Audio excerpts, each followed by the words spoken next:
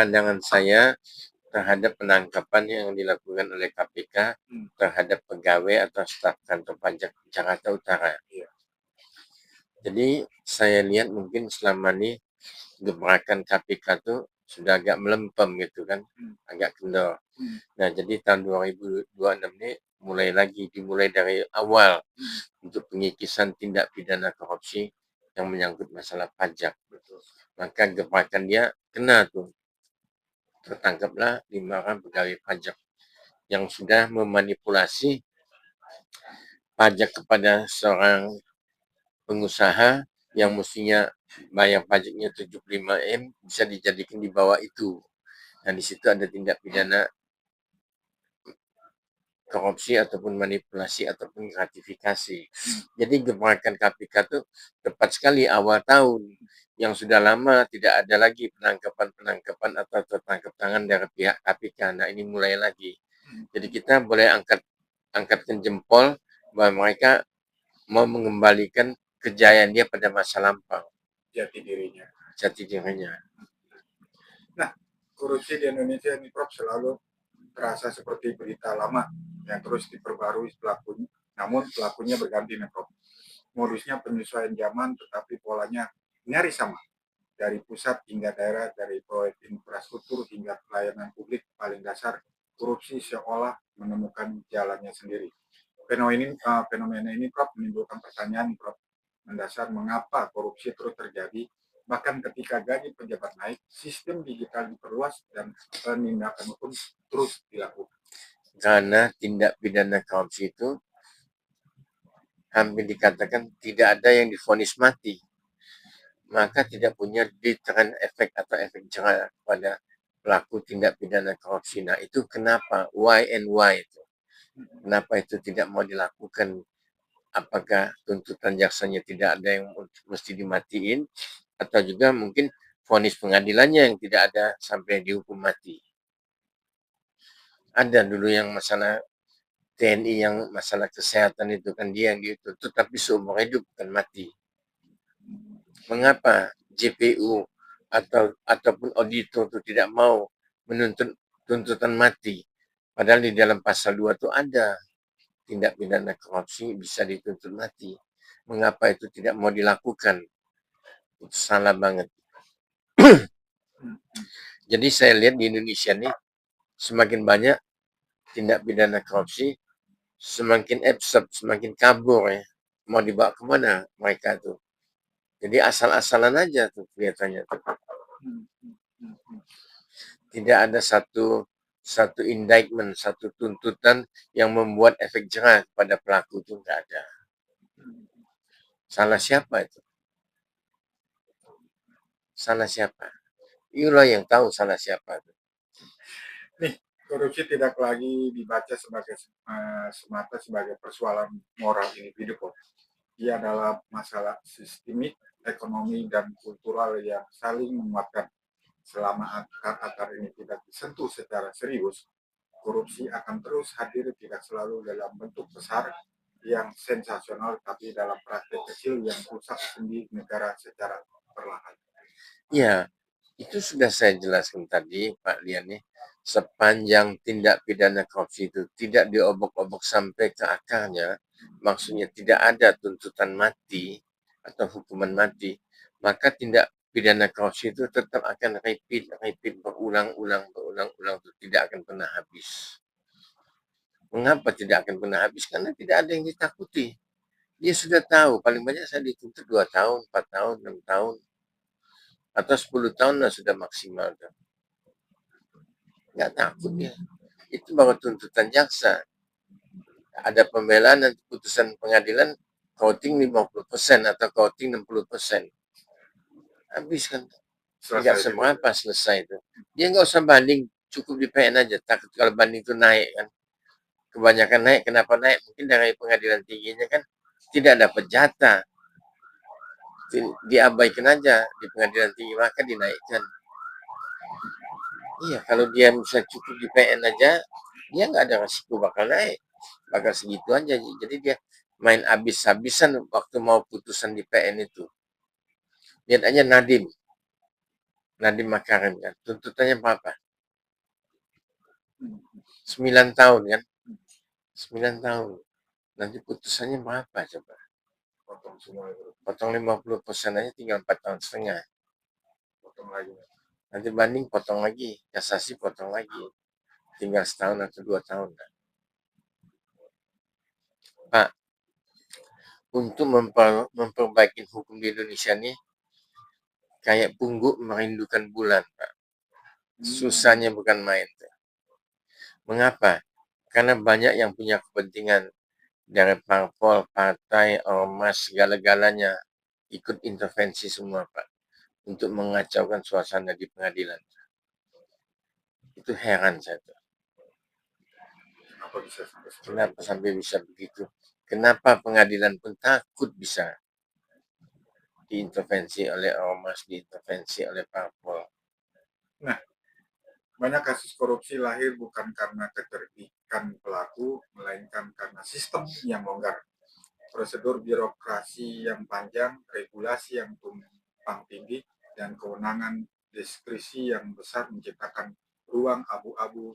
Dalam ruang inilah korupsi tumbuh panama. Ya memang kayaknya ruang abu-abu itu memang keadaan saat ini. Mereka untuk melakukan tindak pidana korupsi, mereka sudah baca tuh Pak. Suasana ruang itu bakal abu-abu. Jadi mereka pun kalau bisa melakukan tindak pidana korupsi yang ujung-ujungnya nanti bisa SP3. Ruangan itu memang sudah dikondisikan sedemikian rupa supaya bisa SP3. Apapun caranya itu. Apapun caranya. Ini ahli-ahli hukumnya banyak. Ahli-ahli hukum pidananya banyak. Walaupun mereka tersangka, mereka punya ahli juga yang untuk membela si tersangka tadi. Di korupsi bertahan karena dinormalisasi dalam keseharian, ia sering dibungkus dengan istilah halus nih bro. Uang terima kasih, uang rokok, atau uang biaya percepatan. Masyarakat yang lelah dengan birokrasi lambat akhirnya ikut beradaptasi. Praktek ini menciptakan simbiosis, pejabat merasa dimaklumi, masyarakat merasa terbantu. Ya, itulah alasannya Pak.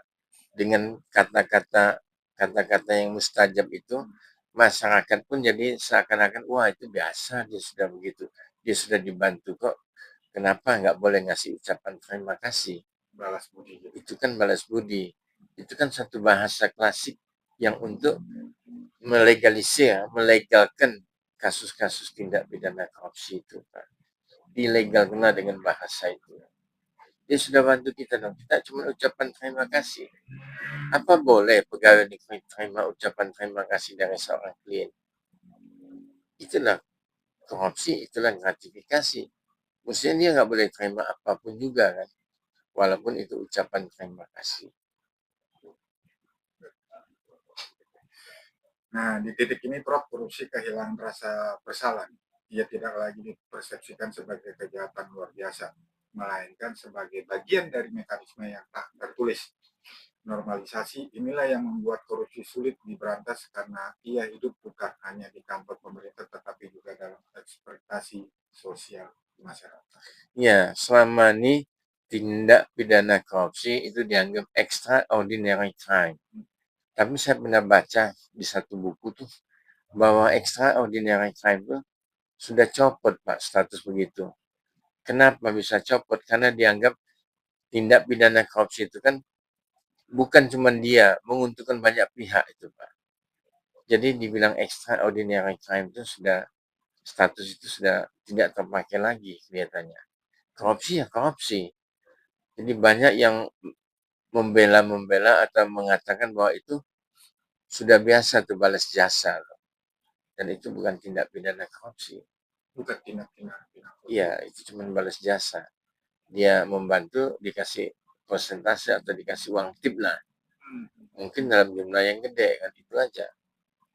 You misalnya di stasiun, you mau ngangkat barang, suruh kuli ngangkat barang kan. You kasih duit kan. Itu korupsi apa? Nah, bukan ya. Kenapa kok itu yang dibilang korupsi? Berarti jasanya untuk Iya, yang sudah berjasa. Rasanya tidak ada korupsi di situ. Nah, para peran lembaga seperti KPK sangat penting dalam memutus mata rantai korupsi ini, Prof. Banyak pejabat tinggi telah dijerat dan efek kejutnya nyata. Namun korupsi tidak berhenti karena persoalannya bukan hanya penindakan, melainkan kepastian dan konsistensinya.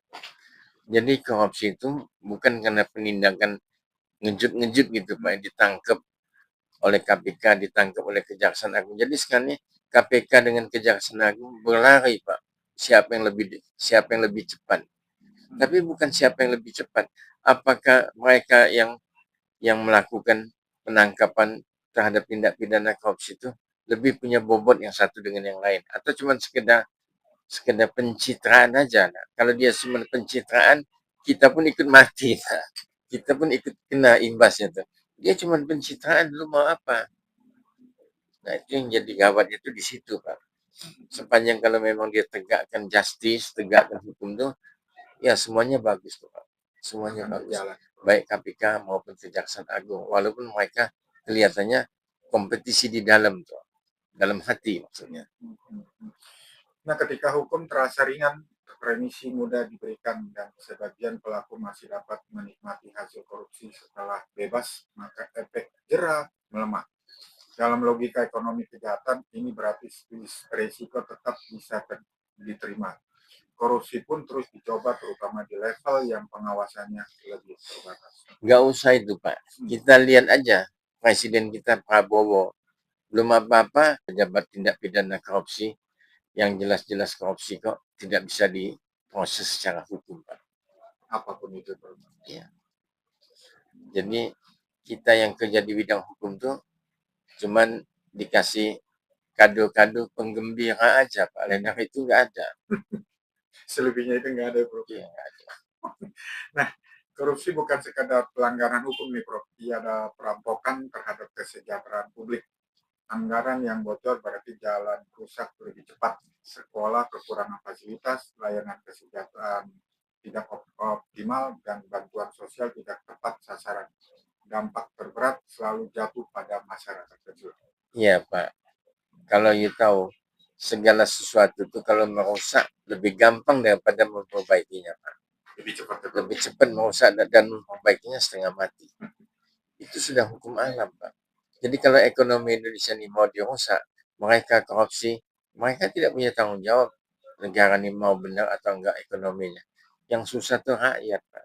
Rakyat kecil kayak kita, kayak saya. Itu susah semua, Pak. Contoh kasus, sekarang ini kan kalau kita lihat, hujan hampir tiap hari. Ekonomi sudah serabutan, Pak. Apa enggak tersiksa orang lain? Maaf ngomong Pak, banyak teman-teman saya sama-sama pengacara mau pinjam duit Pak sama saya. Saya bilang saya juga nggak ada duit, cuma mau pinjam ini. Pinjam 3 juta, pinjam 300.000 ada Pak. Sampai seperti pengacara tuh. Saya bilang saya nggak punya duit, kalau saya punya duit saya kasih. Saya juga setengah mati saya bilang. Nah, efek imbas daripada ekonomi saat ini Pak. Jadi nggak bisa tertolong lagi. Kalau kita lihat ekonomi sudah sepi, hujan pula tiap hari. Kayaknya Tuhan tuh betul-betul marah dengan bangsa Indonesia nih Pak. Maka dibuatlah jadi begitu. Betul omongan lagu Ebit tuh. Mungkin Tuhan mulai bosan melihat tingkah kita yang selalu bangga dengan dosa-dosa yang kita buat itu. Bangga kita Pak, bikin dosa itu malah bangga, bukannya bertobat. Itulah Indonesia Pak. Nggak dicerna itu lagu itu. Iya, nggak dicerna lagu itu. Bangga dengan dosa itu. Iya. Dan itu justru yang bikin dosa tuh mayoritas intelektual Pak, bukan petani-petani yang bego-bego itu, bukan. Intelektual semua Pak. Jadi mau ngomong apa kita? Nah, tosnya nih Prof, pemberantasan korupsi tidak cukup dengan pidato moral atau operasi tangkap tangan semata. Yang dibutuhkan adalah perombakan insentif dan sistem. Prosedur harus disederhanakan, transparansi dibuat otomatis, dan pengawasan diperkuat sejak tahap perencanaan kebijakan. Hukuman harus konsisten dan benar-benar menghilangkan manfaat ekonomi dari korupsi.